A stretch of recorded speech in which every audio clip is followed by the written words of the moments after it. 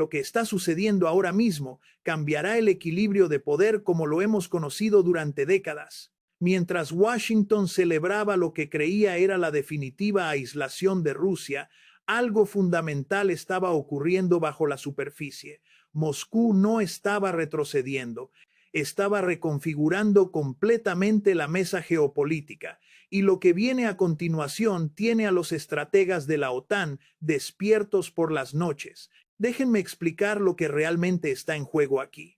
Esto no se trata simplemente de Ucrania, ni de sanciones económicas, ni siquiera de territorios en disputa. Estamos presenciando el colapso acelerado del orden unipolar que Estados Unidos ha mantenido desde 1991. Rusia ha construido sistemáticamente alianzas con China, India, Brasil y gran parte del sur global, naciones que representan más del 60% de la población mundial y una proporción creciente de su economía. Han creado sistemas de pago alternativos al dólar, rutas comerciales que excluyen a Occidente y, lo más importante, han demostrado que es posible desafiar el poder estadounidense y sobrevivir.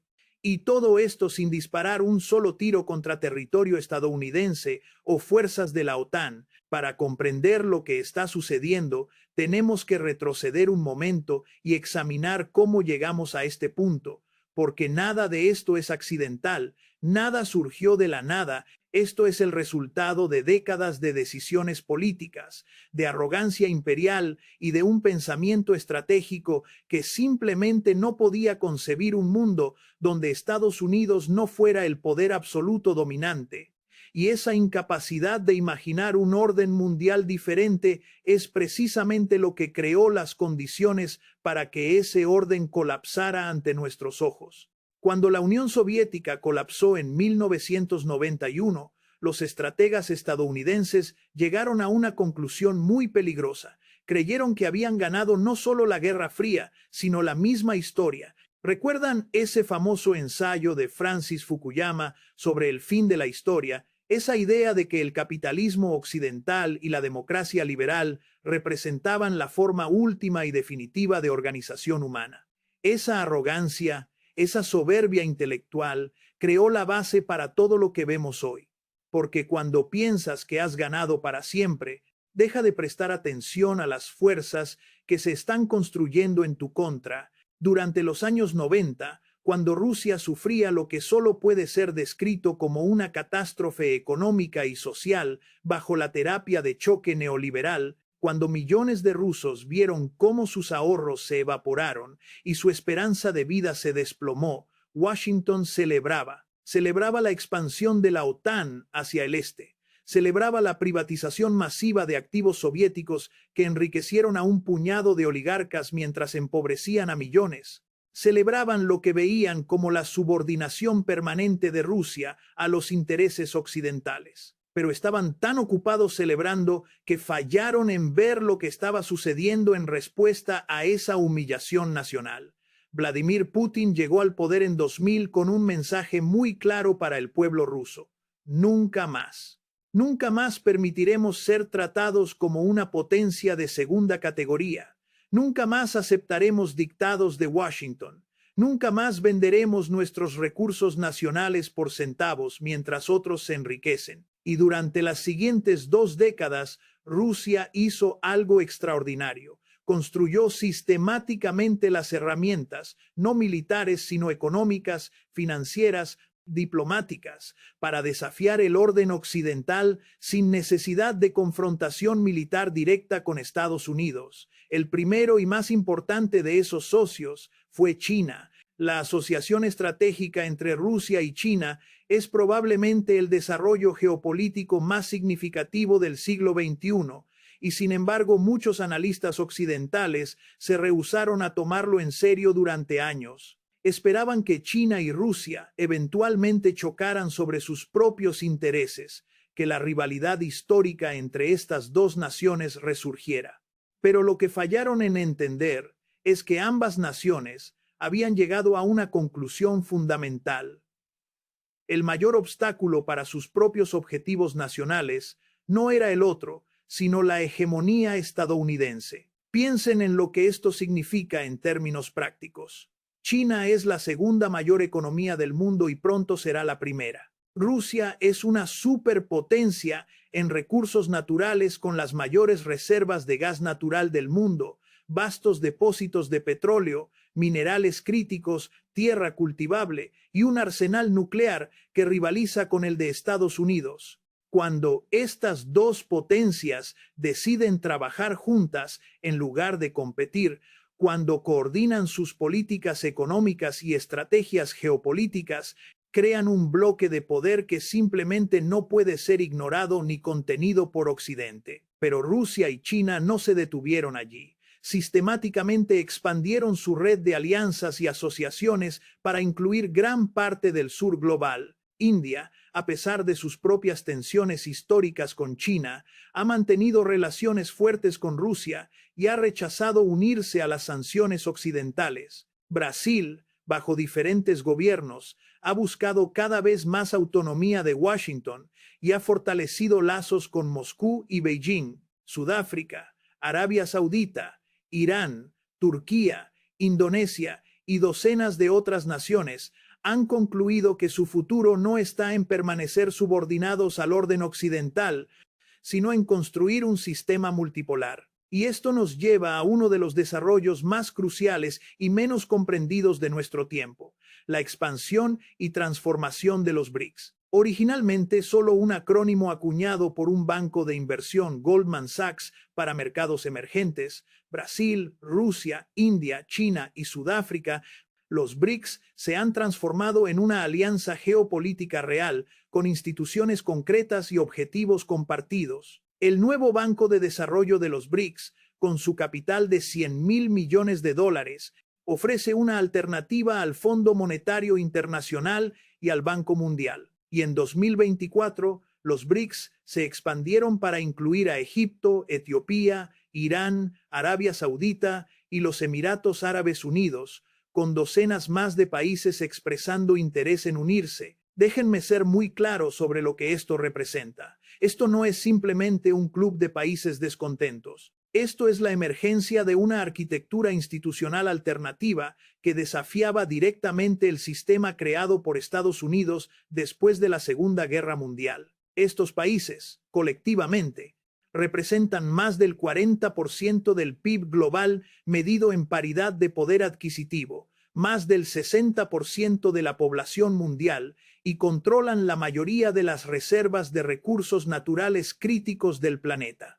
Ahora llegamos al corazón del asunto, a la forma específica en que Rusia ha roto 200 años de dominio estadounidense sin disparar un solo tiro. Y esa forma es financiera. Es el ataque sistemático, calculado, paciente contra el sistema del petrodólar que ha sido la base del poder estadounidense desde los años 70. Aquí es donde Rusia ha demostrado una inteligencia estratégica que Washington simplemente no anticipó. Cuando Nixon cerró la ventana del oro en 1971, terminando la convertibilidad del dólar en oro, Estados Unidos necesitaba algo más para respaldar el valor del dólar. La solución fue el acuerdo con Arabia Saudita. Todo el petróleo saudita se vendería exclusivamente en dólares, y en retorno Estados Unidos proporcionaría protección militar al reino. Ese acuerdo requería que cada país en el mundo mantuviera grandes reservas de dólares para comprar energía, permitiendo a Estados Unidos imprimir dólares casi sin límite, sin enfrentar inflación severa, porque había una demanda global constante de esa moneda. Ese privilegio exorbitante, como lo llamó el ministro de Finanzas francés en los años 60, permitió a Estados Unidos financiar sus déficits comerciales, sus guerras, su estilo de vida, todo simplemente imprimiendo más dólares que el mundo estaba obligado a aceptar. Pero ahora, ese sistema está colapsando ante nuestros ojos. Rusia fue expulsada del sistema SWIFT, el sistema de mensajería bancaria internacional dominado por Occidente. ¿Y qué hicieron en respuesta? Aceleraron el desarrollo de sistemas alternativos. Expandieron dramáticamente el uso de su propio sistema de pago doméstico llamado MIR. Empezaron a comerciar en monedas locales con China, India, Turquía y docenas de otros países. Y aquí está la parte verdaderamente revolucionaria.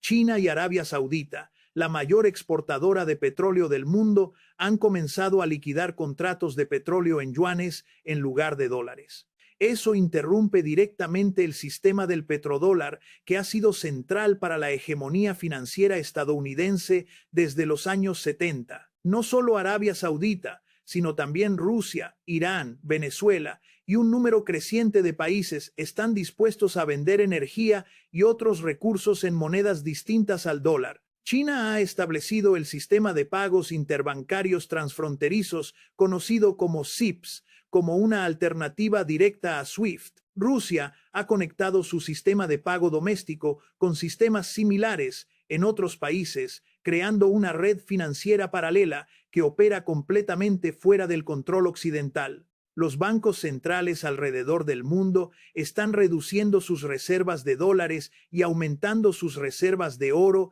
y otras monedas a tasas históricas sin precedentes. ¿Y saben cuál es la ironía brutal de todo esto?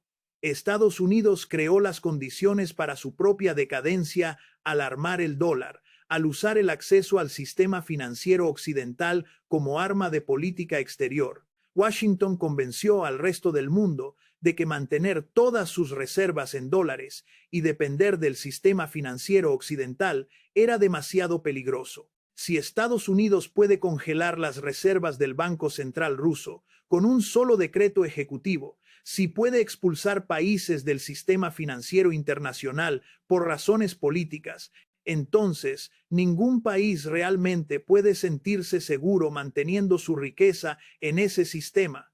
Es un riesgo existencial que cada gobierno responsable debe mitigar creando alternativas. Ahora volvamos a Ucrania, porque es en este contexto más amplio que necesitamos comprenderlo. Occidente quiere presentar el conflicto como simple agresión rusa, como un dictador expansionista invadiendo a sus vecinos más débiles sin provocación alguna. Pero esa narrativa colapsa en el momento en que examina la historia reciente con honestidad intelectual. La realidad es que la OTAN ha estado expandiéndose sistemáticamente hacia el este durante 3 décadas, incorporando país tras país que anteriormente era parte de la esfera soviética de influencia.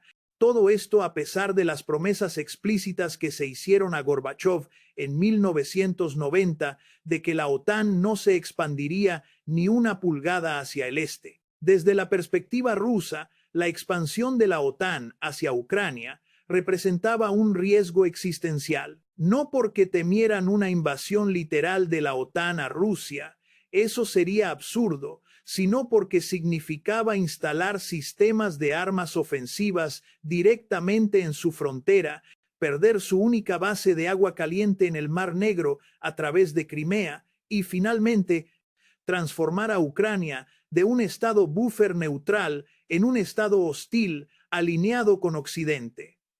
Para cualquier gran potencia, en cualquier lugar del mundo, eso representa un riesgo inaceptable a su seguridad nacional. Piensen en cómo reaccionó Estados Unidos cuando la Unión Soviética intentó instalar misiles en Cuba en 1962.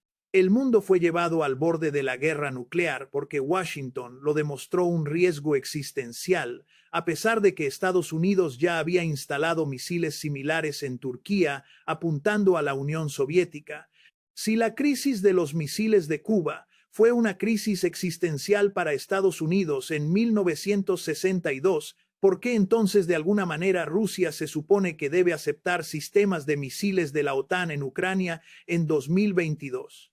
La hipocresía es asombrosa cuando realmente te detienes a pensarlo. Pero aquí está lo que Occidente falló en anticipar: que las sanciones impuestas sobre Rusia no solo fallarían en colapsar la economía rusa, sino que acelerarían los mismos procesos que Washington intentaba prevenir. En lugar de aislar a Rusia, las sanciones han acelerado la desdolarización a un nivel que nadie imaginó posible hace apenas 3 años. Nos dijeron que el rublo colapsaría, se recuperó. Nos dijeron que Rusia no podría financiar su guerra. Está produciendo más armamento que toda la OTAN combinada. Nos dijeron que las élites rusas derrocarían a Putin. Se han consolidado a su alrededor porque las sanciones demostraron que Occidente ve a Rusia como un enemigo existencial sin importar quién la gobernara. Las sanciones fracasaron porque se basaron en una suposición fundamental errónea, que Rusia estaba aislada y que Occidente representaba la comunidad internacional. Pero Occidente no es la comunidad internacional. Es aproximadamente 15% de la población global. La vasta mayoría de la humanidad vive en países que se negaron a unirse a las sanciones contra Rusia. China, India, la mayoría de África, la mayoría de América Latina, la mayoría del sudeste asiático. Estos países vieron la guerra en Ucrania no como una lucha entre democracia y autocracia, sino como un conflicto geopolítico entre potencias en el que no tenían interés particular en tomar partido a favor de Washington. Entonces, ¿cuál es el próximo movimiento de Rusia que está causando tanto pánico en los círculos estratégicos occidentales? ¿No será una invasión de Polonia o los estados bálticos como algunos halcones occidentales quieren hacernos creer para justificar más gasto militar? Será mucho más sofisticado y potencialmente mucho más devastador para los intereses occidentales a largo plazo. Será la consolidación de una zona económica euroasiática conectando tecnología y capital chino con recursos rusos, manufactura india y mercados en el sur global,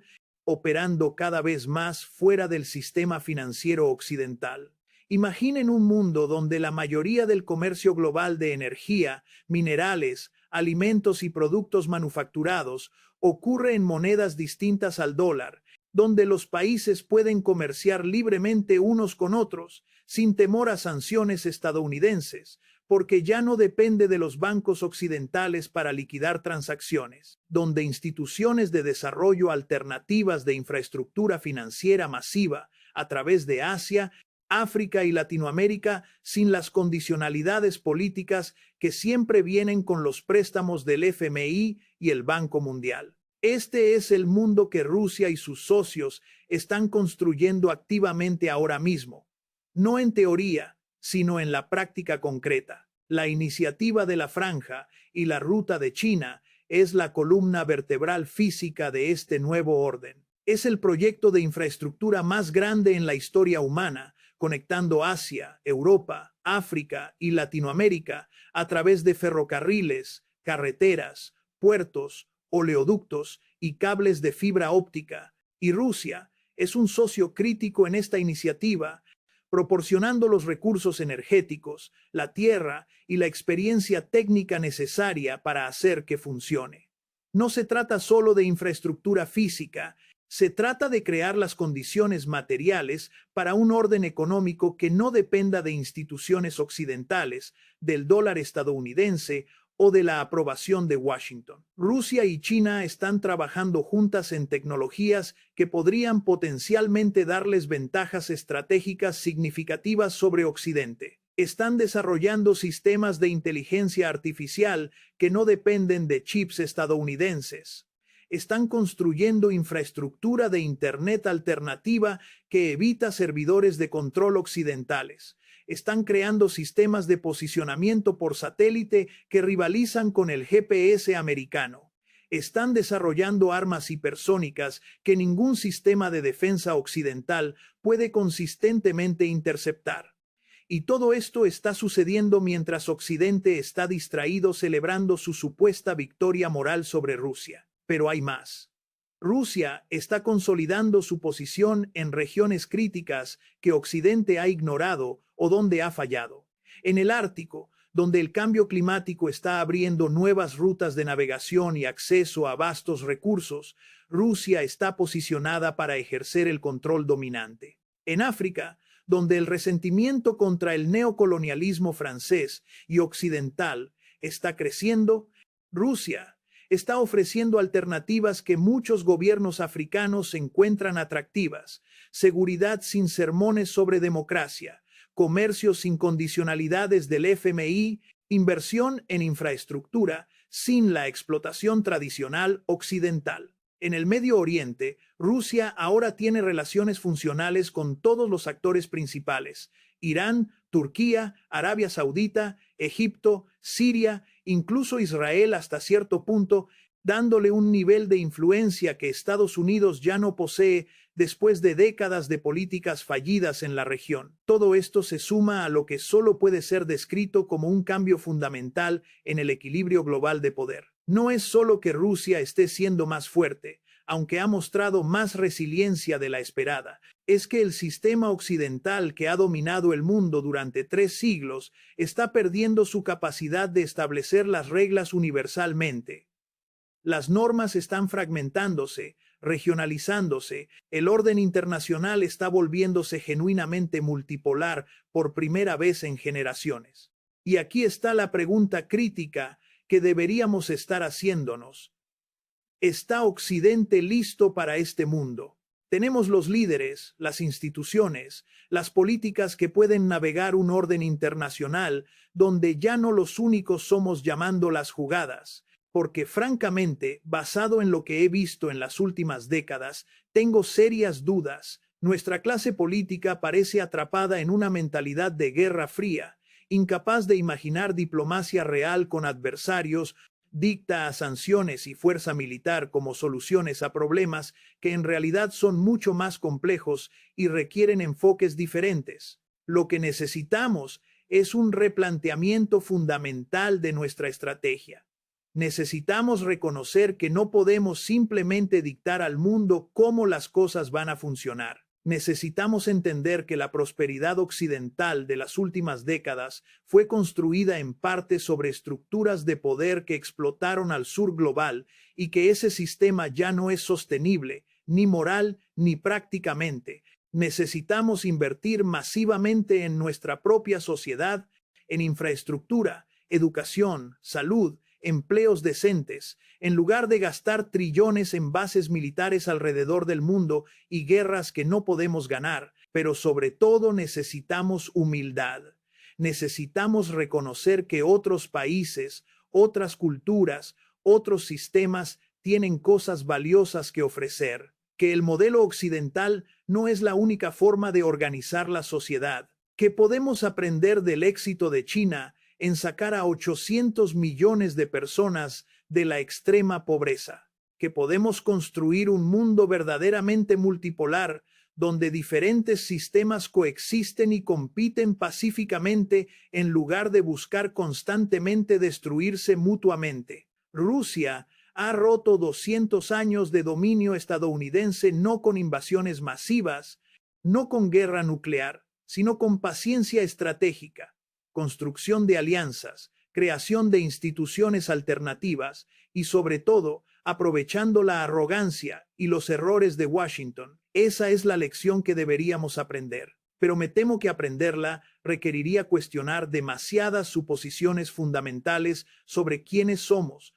cómo funciona el mundo y qué tipo de futuro realmente queremos construir. Y sin democracia en el lugar de trabajo, sin que los trabajadores controlen las decisiones económicas que afectan sus vidas, seguiremos viendo cómo las élites de todos los países, occidentales y no occidentales, toman decisiones que benefician al capital transnacional a gastos de la gente común. Gracias por escuchar.